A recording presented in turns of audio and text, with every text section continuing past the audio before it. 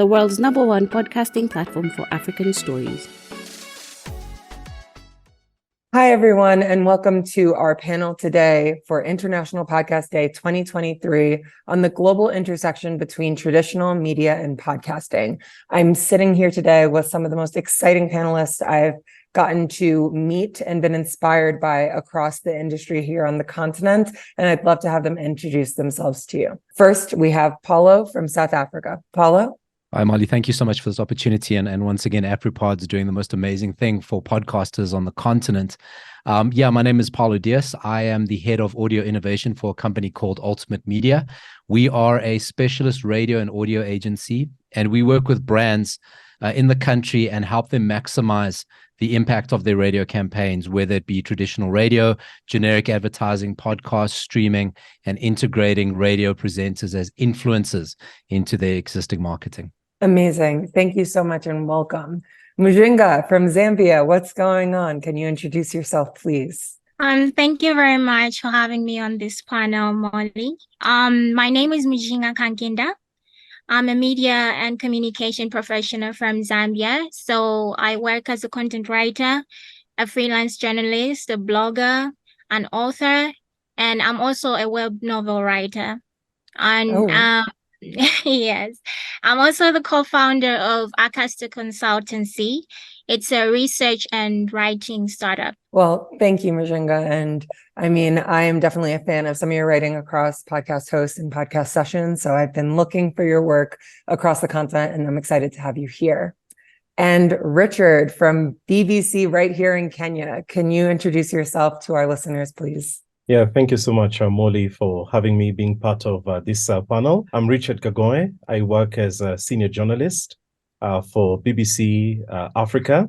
I'm attached to the podcast where we do co-production here in Nairobi and also in London.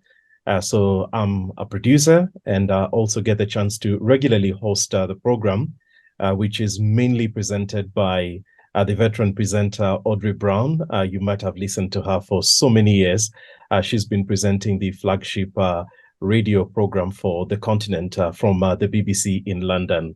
Yeah, so I'm the latest kid on the block. I should say that because I've been just in this space for the past about, I think, 4 or 5 months, Molly would remember. Yeah, and it's been such an exciting space and really very eager to explore and to see what it's got in store. You know, I think it's so interesting you say 4 to 5 months, because whenever Richard posts something on LinkedIn, it gets 100 comments. And so we are happy to have you amplify what's going on. And last but not least, our panelist, Laban Cliff, also here in Kenya. Can you please introduce yourself and your role where you work? Greetings, everyone, and good to see some familiar faces as well. Richard and I have been in the trenches for quite a bit, but good to be here, especially in this new media revolution. Laban Cliff is my name. I'm based here in Nairobi. I should say a multimedia journalist, having worked with the Nation Media Group, the Standard Group as well.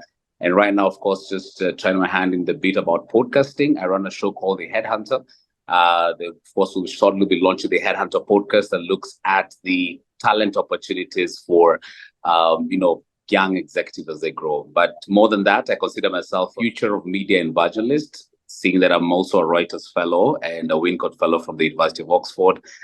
So I dedicate my time just talking to CEOs, different board folks about just the future of media based off on the lens that I was given out in the UK. And so far, so good.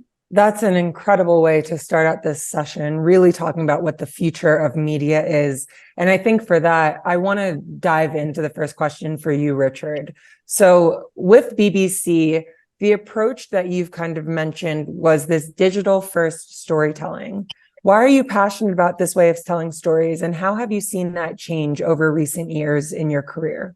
I mean, it's really remarkable because I never appreciated the digital element, especially when it comes to storytelling, until I joined the BBC. And the organization has been having that emphasis and that approach.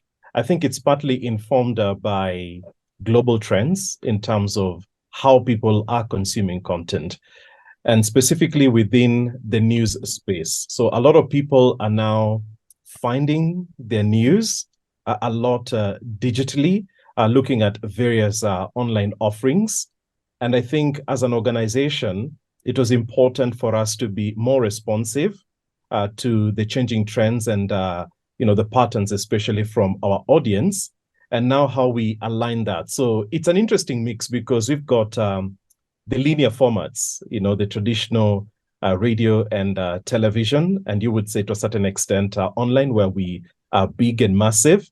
But then there has been that deliberate change of strategy and approach, and saying, you know what, as opposed to what used to be the trend before, where people would come to us, we need to go to where they are. And so we need to reach out to them using diversified, storytelling formats. And that's why podcasting has really emerged as one of the avenues, because BBC has been in this space for quite some time. And I would speak specifically about the World Service and focusing on the African continent, because we've been producing a program which has done fantastically well for the past 6 decades, specifically 63 years, and that's our focus on Africa. But then we realized that our audiences are shifting, and that's why it was important for us to consider a transition from the linear format and now considering podcasting as a way of reaching out to our audiences. So we produce a program that has got a radio version, so specifically reaching out to those audiences that still consume, traditional media. But then we have a different treatment that focuses, for podcast listeners. And what you've seen is that in terms of distribution, this has been amazing, because what you're doing here, you're inducing demand among the audience. And so what we've done is that we have changed our storytelling, our approach, and diversified the content that we offer on this particular platform, with more emphasis focusing on, when the audiences are coming to us, they want to get a better understanding of the world around them. They want to get insights. They want to get more explanation, and they want to get, perspective, because they're not coming to us to get the breaking news, but they want to understand what does this story mean? Who are the people behind it? What's the context? What does this really mean for me? And that's the value add that you're offering to our audiences now with this kind of approach. So it's been a radical shift, because we've been in this business for close to more than 100 years and, offering radio, format and TV, but then now diversifying has just been incredible. And so those are some of the insights I've been able to pick in the course of time. And definitely I'll be sharing more of this in the course of the conversation. Oh, I love this. And I mean, honestly, it's very interesting when you talk about diversifying the stories. Something that really stood out to me when I was doing a little bit of research earlier for these questions was on your LinkedIn, Paulo, you said something that I loved. And it was, if there are ears out there, you need to fill them. And this was specifically in regards to radio not being the sole custodian of audio marketing. I'm curious what you meant by that, especially as when you introduced yourself, you led with the fact that Ultimate Media works with brands to maximize impact and investment. How do you see that not being the sole custodian of audio also helping as we diversify how people find and listen to these stories? Yeah, it's a massive shift. I mean, especially from a commercial aspect. And I mean, all my colleagues come from a more journalistic angle, where I look at it go from like, this is how do you get a brand onto this? How do you fund this? And that's a reality for commercial radio. And I think it kind of goes into this thing of radio has kind of never had a competitor in terms of ears. It's like, if you want to listen, it's only radio. And now suddenly you start to add other things to the mix, and they have to shift and think about how they're doing things. And along with that goes brands. So it kind of goes, well, you can never offer as a radio station, I don't think, something that can compete with TV. You can never follow people around. But as you look more and more how people listen throughout the day, more and more time is spent with audio. And realistically, they're not listening to radio all the time. But when they finish listening to radio, they're probably listening to a playlist. When they're done with a Spotify playlist, they're probably listening to a podcast. And then they come back to radio at the end of the day, because that's just how your day gets filled out. And if you just leave people and you're only talking to them morning and afternoon, as a brand, how are you really impacting them? Because in that time in between, other brands are coming in. Where if you can kind of go, let's fill up that time, because they are listening, not necessarily to radio, I can still reach them, and I can still offer them a solution. And I think the radio stations have been very scared of that, because they go, oh no, but if people leave my platform, if they go do something else, they'll never come back. And it's like, that's not realistic, because they do come back, because radio is a behavioral thing. It's a time of day thing. It's a schedule that I do. You can have the best programming in the world. If somebody doesn't want to listen to something 7 o'clock at night, they will never listen because it doesn't fit their lifestyle, but they may be listening to a playlist or a podcast. And if they are, we help put a brand there to, show that, we're there for every part of your day with you. There's definitely a lot to unpack there. And I think when you talked about shifting how people are doing things, it reminded me of your introduction, Laban, when you talked about being the future of media. And I think that, you'd mentioned you worked across some of the most prestigious media houses in East Africa, including Nation, Standard, and KTN. And I'm curious about your opinion and thoughts why you believe traditional media is getting into podcasting and exploring new ways of telling stories. Thanks so much for that question. I think tough times, I'll say, for local media. I should add that I also worked at CNBC, and really proud of Richard with what he's managed to achieve actually at the BBC, because there's a big opportunity out there in terms of innovation and how that innovation takes place right now as we speak in the country. Sad to note that we've had a lot of talent hemorrhage. People are losing jobs. People are, going home, because I would say more or less because of the pace of change has not been as fast as the international media houses. And of course, the best practice that maybe the BBCs would get, the CNBCs would have, or the CNNs for that matter. So the pace of change has really been quite fast, more than the pace of change of how media houses are adapting to, say, podcast and how that can be leveraged on. I know there's a big opportunity in terms of just trying to see what are some of the key learnings that, like Paulo mentioned. I sit on the edge here because I worked at the business news anchor, yes, and I've slowly tried to cut my teeth into a bit of a media strategist, because when you sit with the CEO, the conversation is, what are the revenues? What are the numbers? Rightfully so. Just last week, I was sitting on a panel of regional influencers. These are some of the top, I'll say top 50 best influencers in the region.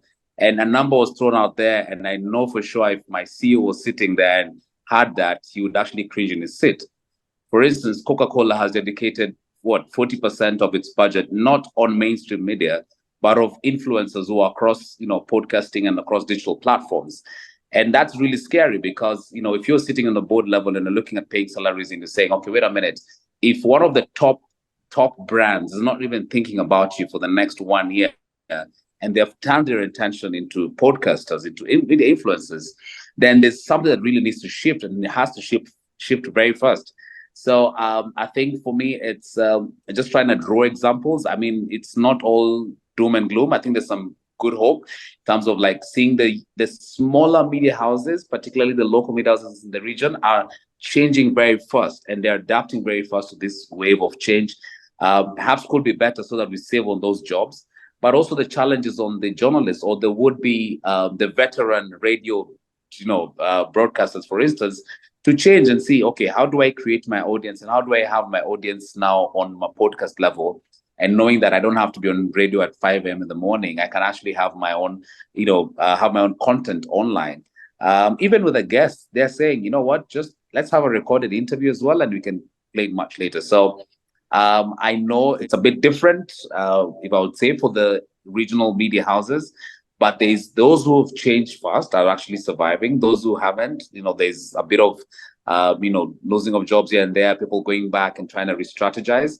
But there's a very good opportunity, and that's what I'm trying to create, particularly with the Reuters Institute at the University of Oxford, where we sit with all these media owners and editors and just trying to figure out, okay, the cheese has moved, yes. How do we go about it? And how do we ensure that, how do we lead change in our newsrooms, together with the first that how digital technology has taken up. And it's good to know that, with the podcasting and with the opportunity that is created, those who've adapted into it, I mean, you mentioned about, the example of BBC and Focus on Africa, those who've changed, you can see they're surviving the game. Well, thank you for that. And I think that one of the things I took away from that is that information is so important, especially as we're in this digital transformation for these legacy media companies, for these executives and CEOs who are learning what new media looks like. And I think, Muzhinga, something that really is helpful in the space now is that you're probably one of the more seasoned writers on podcasting. You've written for some of the only blogs and organizations that I'm aware of that focus on podcasting, namely the podcast host and podcast sessions. And I think that it feels like, as this industry is still young, I wouldn't call it in its early adopter phase, but in a still young and exponential growing phase, we are lucky to have different voices that are focused on that as we look to see media companies expand.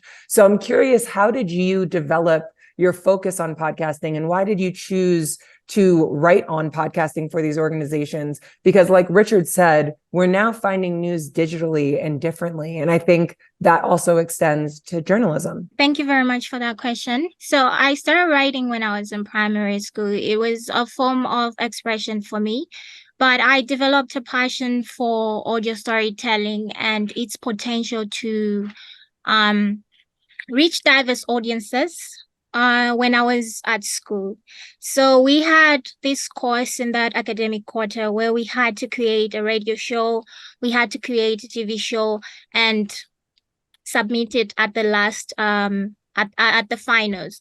So one thing that I had in mind was, how am I going to do this? I've never done this before. So audio is something that has to be learned from scratch, from my point of view. So I had to actually teach myself how to work with software and everything else. So that's when I developed passion for audio. Amazing. And I'm excited to see what continues to happen, because we do need this reinforcement, right? Like Reuters Institute does an incredible job of writing these articles. Juan Ifra has this Digital Media Africa conference. You see Forbes writing about podcasting. And I think these homegrown organizations, especially Podcast Sessions, which is the first digital podcasting magazine on the continent, it's important to recognize the writers that are in that space, because ultimately that's how we gain credibility. That's how we get more money from advertisers. That's how executives learn about what's going on. And ultimately, that's what's going to help creators take up space and get paid. And I want to bring this back to you, Paulo, because I know you have a lot to say about generating income. But my question is a little bit of a pivot of that. And I think that what's important to mention here is that you've had a really significant career across radio, and you've successfully sat at this intersection of audio and innovation in your job. I'm curious what you think that integration between radio and podcasting is, because sometimes people look at it as, oh, it's just audio on demand, or podcasting is radio's cousin. So what would you, as someone who sits as innovation, in your personal opinion, see that the similarity or difference is? The funny thing is I don't have any examples locally where a radio station, I think, has done radio and podcasting complementing each other. I found online print publications do it really, really well. I find TV channels and streaming platforms have done them better. I find radio still sits in this place where there's one school of thought that goes, oh, podcasting is a threat to what we do and will cannibalize everything. And another part that goes, oh, podcasting is never really going to take off. So we just kind of got to do it because it looks cool in a board report. But if it works or it doesn't work or whatever. So I've still to see a radio station actually take a podcast and complement the two of them together, right? In terms of programming format. We've done some really interesting stuff where we, working within advertiser-funded programming slots where you're limited in time. You got 5 minutes, and the longer it goes on, it costs more, and you start hurting advertiser budgets. But where we've taken that same conversation and gone, look, here's a 20-minute version. I mean, I think Richard said it earlier. He does the same thing, where we get deep into a topic, where we divulge into a topic even further. And we've done two specifically on topics like motherhood, of like going on air. We got a 5-minute little piece that kind of gives you the introduction, but then we have the podcast version that expands on it a lot more. And we've been able to do that in multiple languages. And we also did something for a company that does funeral policies, where on air it's very short and finite, where then we go further onto digital platforms with on-demand audio, specifically podcasts. So it's not just the cut down. It's made for podcasts. It's made for a different discoverability. In some cases, we never called it a podcast because we felt that we're going to isolate our audience, because you can't assume just because someone's listening to radio that they want to consume a podcast. That's why I said online publications and streaming platforms, I'm closer to the point where I can be converted. Where radio, I've got to go do so many other things before I can start listening to that new content. So you got to maximize what you're doing on air with a really strong presenter, a good time channel, a broad audience. Do they have a good social following? And then go, okay, let's maximize those things to get them to listen to a podcast rather than just say, oh, go listen to my podcast because you like listening. And that's like it's a way to waste your money as a brand, which I've seen. So like I say, by and large, I don't see radio stations quite doing that successfully, I think, from programming, content, or an advertiser perspective. Ooh, well, Richard, I'm about to come your way with Focus on Africa because, I had a different question, but I'm curious in response to what Paulo just said. And just to repeat the question, it's what do you think the integration of radio and podcasting looks like? And with Focus on Africa, especially having their launch that I was lucky to attend recently, do you agree with what Paulo is saying? Do you disagree? Do you see it differently? This is an opinion question, so please feel free to take up space. No, I think I see it as it's something that's achievable, and it's quite an opportunity. I think the challenge has been really people are either risk averse, maybe they're late adopters, and there's no vision casting, because this model seems to be working, especially within this market, and there are certain realities about, say, access to the internet that would have certain limitations. But what I'm saying is this: that's what I alluded to initially, saying that you have to induce this demand. I tend to disagree with the observation that only 3 countries in Africa, or 4, are still at the nascent stage in terms of development of audio on demand. So in this case, we're referring to podcasts. And I think that's been the reason why a lot of legacy media have overlooked, the potential to innovate in terms of their product offering by considering, podcasts as a major component as part of their production.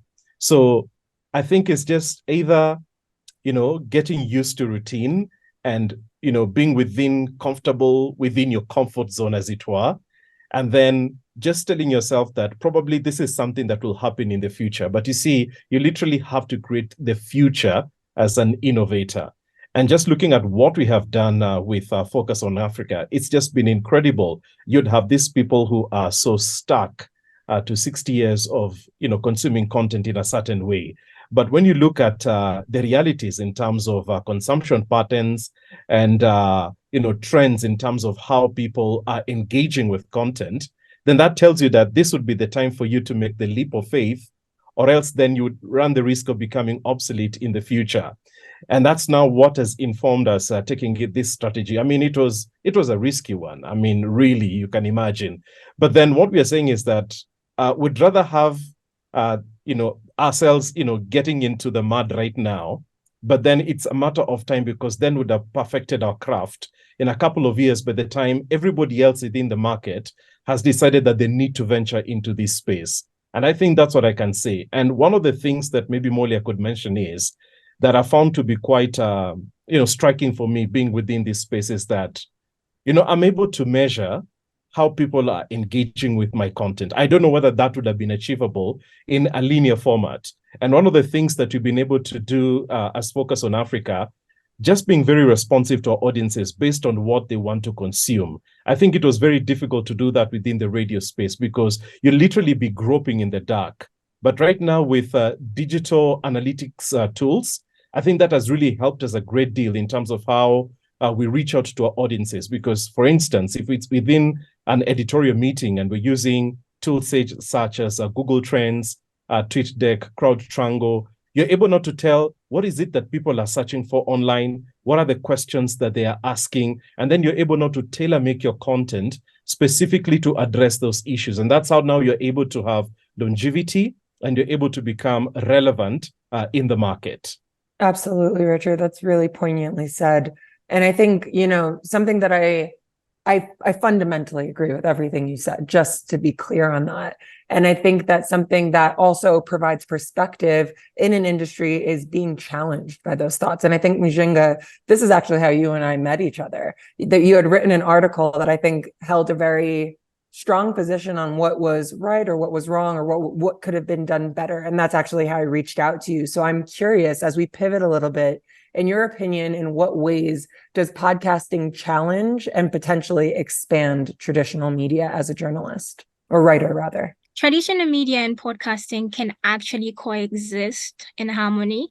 That's what I think, because podcasts actually stand to present traditional media many opportunities so far. For example, we have the broadcast to podcast technology that Afripods and Spotify have launched so far.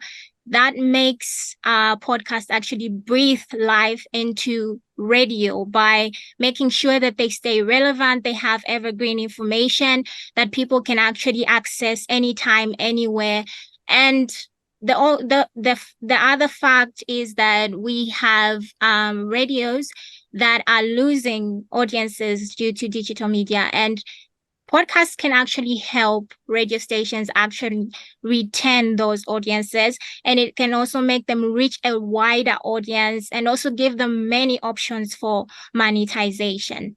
Wonderful. I mean, spoken like a true knowledgeable journalist on the business of podcasting. So thank you for that. And, I want to throw this to you, Laban, because you spoke about speaking with executives, and my understanding of the chief of staff role is to basically optimize not only the role of the executive, but what they're able to achieve in the business. So you're very critical when it comes to the strategic planning and stepping into that media strategist position. So I'm curious, in your opinion, where are you seeing traditional media failing with the new media opportunities like podcasts, and why? I think you had mentioned a little bit earlier about, Coca-Cola being ambitious with their influencer marketing, but where do you see businesses potentially failing in this new media space? I mentioned 2 points in the beat about the pace of change and the, I'll say the mindset, because you're looking at, and Richard alluded to this in terms of, yes, there are factors such as, internet penetration,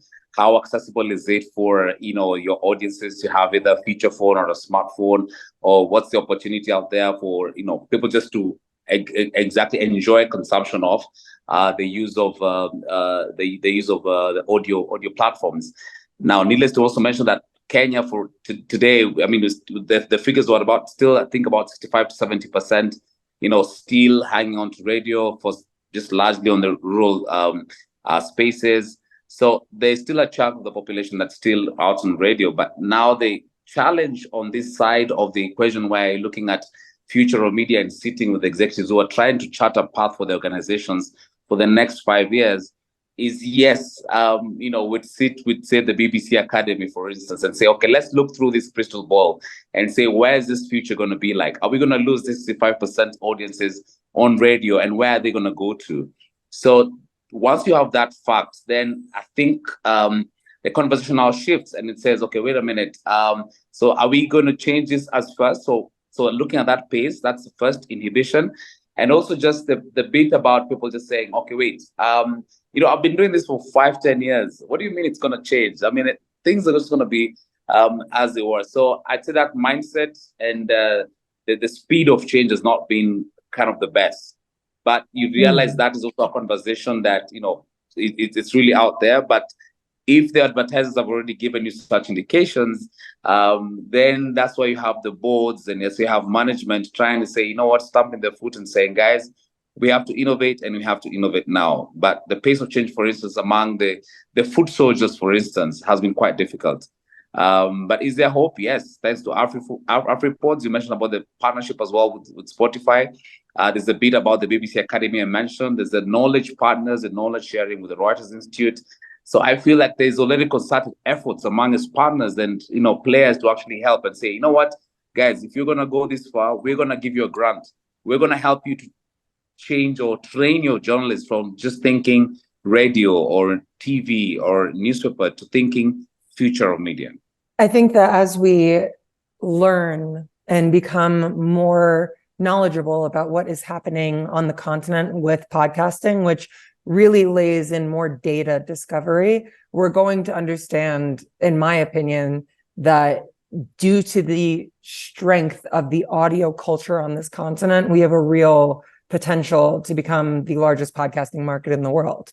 I don't know if it'll be as profitable as some of the other countries with higher GDPs or in the West, which kind of is going through a bubble bursting, but oral storytelling is so important here. And I think knowing how strong radio has been and the foothold it's had in culture and the familiarity and trust that people have with the audio medium, we're looking at a really, really exciting time. And it leads me back to you, Paulo, not just with innovation, but the research suggests currently that South Africa is the strongest podcasting market on the continent. It's the most mature. And I will say, between South Africa, Kenya, and Nigeria, those are the three places we have the most research. We are finding out every day new countries are podcasting, whether it's Burkina Faso, Malawi, Burundi. But being that South Africa has research from Edison, they have research from Africa Podfest, I'm curious, in your opinion, how has podcasting affected modern media consumption, and how are you seeing that in the South African market? We're seeing it, it pops up more and more, and it's so satisfying for me as being someone who's been on this journey before podcasting was even a word, to see it now pop up when you ask people what makes up part of your day, that podcasting does become part of it. And I think what's so interesting, I mean, your segue into that was so great in that we are a continent where radio is very, very strong. I mean, South Africa radio is just through the roof. It outperforms TV. It's just a really, really vibrant medium for everybody, and young and old. So it's not even on the rural outskirts. You've got like people living in major urban areas who are consuming podcasts or consuming radio, but secondary or third, they're going to a podcast for something else or for another reason. So to see that just grow and expand, and every time you put something out and see numbers grow, and even if your own podcast, you're noticing them go up and up and up, and when you talk to people about podcasting, they understand what it is. It's very satisfactory to see all of that start happening, but to more so see people when they're saying, what do you do when you turn off the radio? Firstly, I'll probably go to TV. Third, social media. Fourth, I go to a podcast, and start to see that behavior and start to see it become a daily occurrence and an hourly occurrence. It becomes very, very powerful to now go sit in a boardroom and say, hey, it's worth spending your money on podcasting. It makes me think, and I've been really privileged to previously spend time with BBC media leaders and understand, or witness rather, this digital transformation and this digital first approach that they've been taking. So I'm switching this question back to you, Richard, because I'm curious, as Focus on Africa has been rebranded and reannounced, and it's been getting really well reception from listeners, as well as recognition from other media companies and brands in the space looking to step into podcasting. I'm curious if you can share what was the focus of developing this into a podcast, and was it the audience growth? Was it the cool factor? Was it the new media factor? Was it the financial potential in terms of new advertising opportunities? Or was it because that without digital, we're not sure what will happen to the brand? Are you able to speak on that, or your personal thoughts as to why other businesses might create a podcast if you don't want to speak specifically to BBC? Maybe just from where I see it, I think I'm on the periphery, but I think it's something that I can attempt maybe to answer, because the business leadership really made a case and trying to explain to us why we needed to make that shift. And I think, Focus on Africa was, I think, the third product within podcasting that was targeted at African audiences, because we had those who had gone before us. We have The Comb, and we've got our sister program, Africa Daily, which just analyzes a single story. We're doing 3 stories on a daily basis, producing this and turning it around 5 days a week. I think it's no mean feat. It's a huge investment. But I think, principally, they were responding to audience needs. And I think also there's also that bit in terms of the cool factor as well. Because if you look at the primary target audience for our podcast, we're looking at people between 18 and 35. These are people who avoid news. And I think this is based on research, because they don't see the value that they would get from a news program. And what has happened is that we have noticed a significant change in patterns, because there's no more appointment listening Because if I miss Focus Radio between 6 and 6:30 East Africa time, then that's it. There's nowhere else where I would be able to get that content. So there was the element about the audience and also the cool factor as well. I know there's an element about the financials, but that was not the primary decision or maybe motivation that caused or brought about this big shift.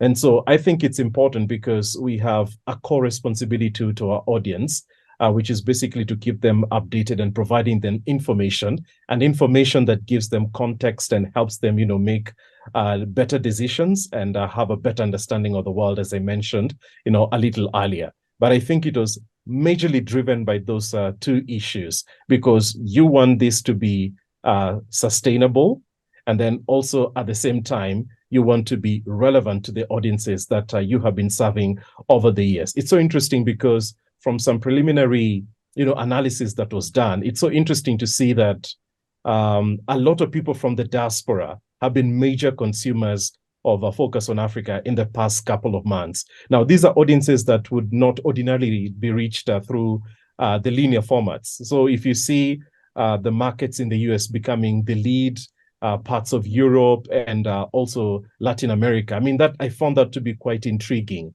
because a lot of people outside there want to have a better understanding of what's happening back home. There's a lot of this interest that people have been generating, especially on Africa, and especially what's going on. So, for instance, an episode that was done on the day analyzing the coup in Gabon, it was a top trending topic, and a lot of people were researching. And if you look at 65%, downloads for that particular episode, that's really quite revealing and telling about, what's happening and the kind of a potential opportunity that needs to be explored. Absolutely. And, there's so much that you can take from that. And I think the biggest thing that I understood is you said this so eloquently, that as a media organization, there's a core responsibility to keep people updated and give them informations to make decisions and have a better understanding of the world. So I wanted to make sure that I highlighted that as we wind down to our last 10 minutes. Before we get into that, I did want to give you a moment, Laban, to talk about the Headhunter podcast. You had teased it in your introduction, and I haven't caught much about it. So could you let us know what's going on with that? This is me walking the talk and, ensuring that I actually do what I actually advise other executives to do. So the Headhunter is actually a TV show on the KTN home. Just done season 1, right up on YouTube. So it's interesting to see that there's good viewership. And there's also very good, online engagement, particularly with executives, and of course, leveraging off on LinkedIn. And I should mention at this stage, LinkedIn News, which is, slowly growing into becoming a household name on its own. So then the conversation was that these are executives, they might be on a gym, perhaps they might be, in traffic as we speak, for instance, in Nairobi, and, they just want to catch up with maybe what they would not have managed to do in their rather busy day. And of course, then, gave birth to the Headhunter podcast. I should say I'm just teasing it because the full launch will be coming up soon, but it just shows that there's innovation that is created out of the need, which is like, how your audiences are moving. So the audiences have said, hey, I'm not going to be on, next to my television, for instance, at 9 o'clock, for instance, and to catch the show. Can you make sure you reach me at my point of need? And you say, okay, let's get you where you want to be. On demand radio, write it as it is. It's going to be on traffic in your gym, for instance. So about that, in traffic in your gym, then you have a big opportunity to leverage on that. So it's the same thing. It's the same conversation that with other shows that I know for sure the Standard Group has tried to really innovate on and seeing, let's move with the cheese ideally, other than just sit and complain that, hey, things have actually changed. You move with the cheese and say, okay, how do we innovate? How do we adapt to where our audience would like us to be? And I think that's the focus I'd like to take with the Headhunter. I've also had a few appearances on different podcasts as well, but it's also given me a lot of insights, and particularly even with the influencers on podcasts. The regret is, why did we not start this 5-10 years ago? I mean, the folks who are out there doing it right now, smiling all the way to the bank, have their own mini studios at home, and they're able to do this. They're able to connect to their audiences. advertisers are reaching out to them and they're saying, okay, let's see how we can work together. Let's tailor make a product. It might not be just, straight in your ear, like, hey, this is an advert thing, but it's sparring conversations, sparring opportunities. I should mention the podcast, the NGO world has really singled out the podcasters, for instance, the influencers on that platform, as a softer and easier way to actually talk to them. I sit on the board of Zero Malaria UK, but the representative body here in East Africa. And just today we're discussing that what are some of the new media platforms we can leverage on other than the traditional media bits to just sensitize people about, the El Nino rains that are coming up. So with the El Nino rains coming up in the region, what's that going to mean? And not really as an advert, but it's more like a public advocacy sort of efforts with this global non-governmental organization. So big opportunity out there. And I feel like to anyone who's just thinking about it, please just dive in, start that podcast, tweak the nuts and bolts as you go along. Yeah, done is better than perfect. And I think you're talking to me directly, Laban, when you say that, because I have to remind myself that daily. I think, a really nice way to kind of close this out. We've had really insightful feedback from you, Paulo. We've had incredible visibility into what's going on with BBC, with you, Richard, and also understanding the executive brain with you, Laban. And I think we're privileged really to have you here, Muzhinga, because you get to see the trends and basically, express the trends to the masses. So I'm curious, as we've now talked collectively, the five of us, about what's going on from traditional media to new media and what that means for podcasting, I'm curious, Muzhinga, specifically, if you've seen any trends with businesses or have any idea what the potential uptick or future plans for businesses might be in podcasting. I haven't seen anything in particular yet, but in terms of things that have already happened, we can actually say that podcasting is actually becoming something that is going to be the future of the African creative economy. So when I look at podcasting, I see people actually getting into the old times of oral tradition and focusing it with digital transformation and everything. So basically, the future is bright, and I can see that podcasting is actually helping in marketing. Podcasting is helping people that are underrepresented to voice out their problems. And podcasting is also helping to actually just make Africa known to the entire world. So that's that. Amazing. Thank you. And the last question for everyone, please feel free to answer this, give some contact information and your final words. I'm curious, what do you guys believe this intersection of traditional media and podcasting is? And ultimately, what would you tell businesses who are looking to step in this space? And I will start with you, Richard. What do you think this looks like moving forward? And how can they contact you if they can? If you'd be so kind.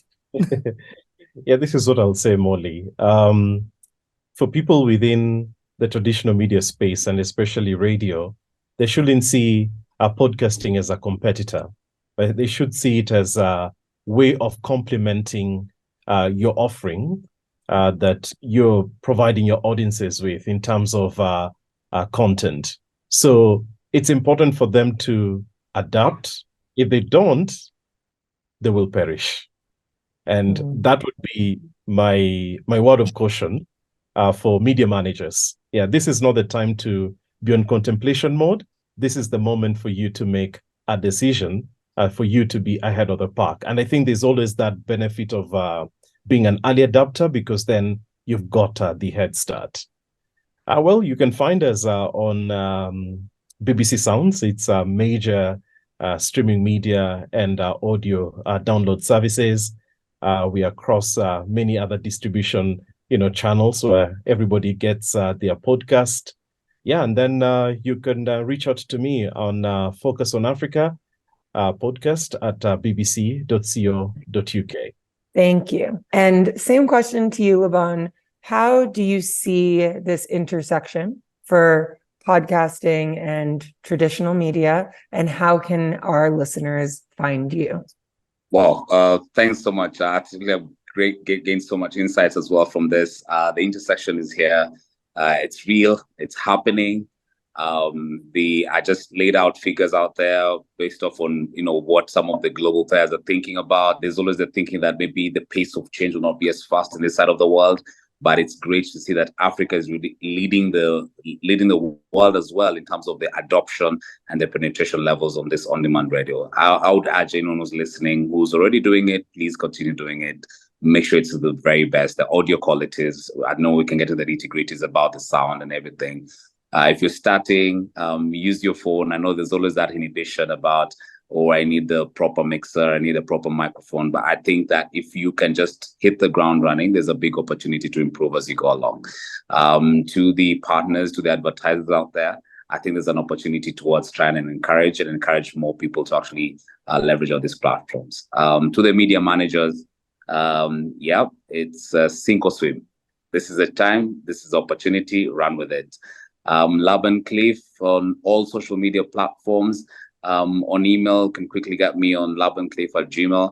I'm sure you'll be getting me on Gmail as you go onto the Google podcast and see what we have there on the Headhunter. So thank you for having us today. Thank you. And Muzhinga, any last words or what's coming next for you, as well as what you think is happening in the industry?